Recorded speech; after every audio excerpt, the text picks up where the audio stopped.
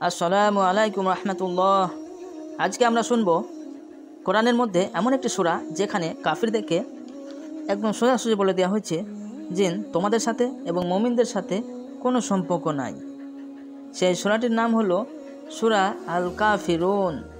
কোরআনের 109 নম্বর সূরা।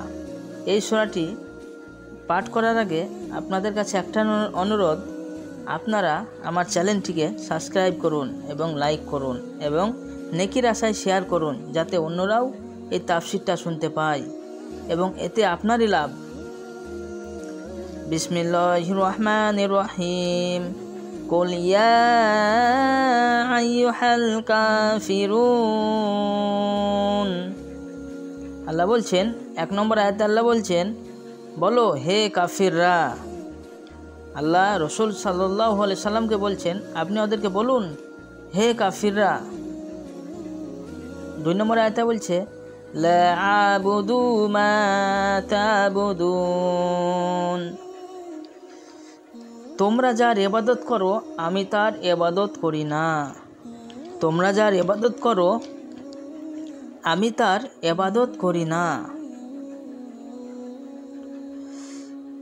এখানে আল্লাহ তাআলা তার প্রিয় নবী হযরত মুহাম্মদ মুস্তাফা সাল্লাল্লাহু আলাইহি ওয়াসাল্লামকে স্পষ্টভাবে জানিয়ে দিলেন যে আপনি তাদেরকে বলুন যে ইসলাম এবং কুফরের মধ্যে কোনো সম্পর্ক নেই। ইসলাম এবং কুফরের মধ্যে কোনো সম্পর্ক নেই।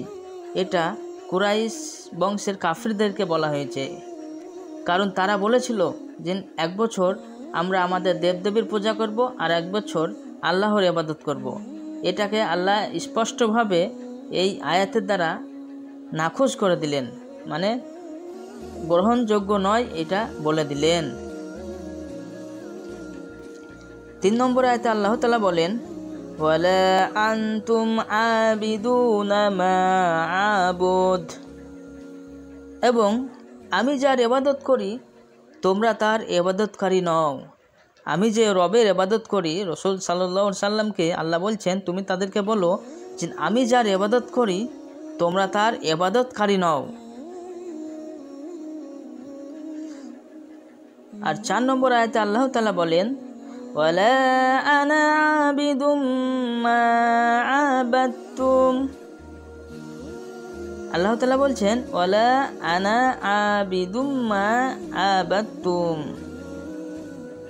আর তোমরা যার ইবাদত করছো আমি তার ইবাদতকারী হব না।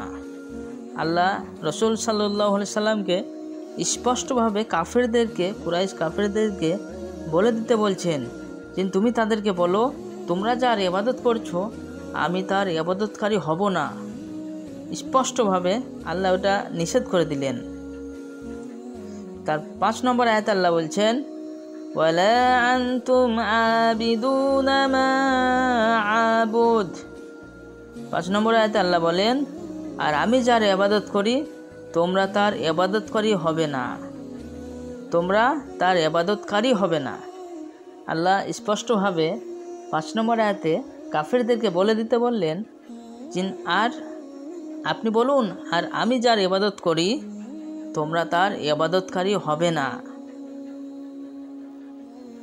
6 নম্বর আয়াতে আল্লাহ তাআলা বলেন, লাকুম দীনুকুম ওয়ালিয়া দীন। লাকুম দীনুকুম ওয়ালিয়া দীন। তোমাদের জন্য তোমাদের দিন আর আমার জন্য আমার দিন। অর্থাৎ যদি তোমরা তোমাদের দিন নিয়ে সন্তুষ্ট থাকো এবং তা ত্যাগ করতে রাজি না হও তাহলে আমিও নিজের দিন নিয়ে সন্তুষ্ট। তা কেন ত্যাগ করব?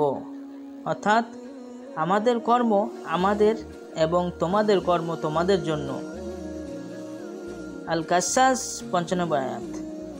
তাছাড়া তোমাদের কর্ম ভ্রষ্ট, তোমাদের কর্ম ভ্রষ্ট এবং আমার কর্ম শ্রেষ্ঠ, আর অন্যায়ের সাথে কোনো আপোষ নেই। সুবহানাল্লাহ। অতএব মক্কার কাফেররা রাসূলুল্লাহ সাল্লাল্লাহু আলাইহি সাল্লামকে অনেক প্রলোভন দেখিয়েছিল যে আমরা ধর্মে আপোষ করব, তোমার ধর্ম 1 বছর পালন করব এবং আমাদের মূর্তি পূজাও 1 বছর করব। এটা তারা অফার দিয়েছিল, কিন্তু এটাকে এই সূরা কাফিরুন নাজিল করে আল্লাহ নাখুশ করে দিলেন যে এটা গ্রহণযোগ্য নয়। কোনো মুসলমান কোনো মতেই শিরিক করতে পারে না। তো প্রিয় দর্শক, যদি ভিডিওটা ভালো লেগে থাকে তাহলে ভিডিওটা দয়া করে শেয়ার করুন এবং লাইক করুন এবং সাবস্ক্রাইব করুন। আর নেকির আশায় এই ভিডিওটা দেখুন এবং অন্যকে দেখার সুযোগ করে দিন। আসসালামু আলাইকুম রহমতুল্লাহ।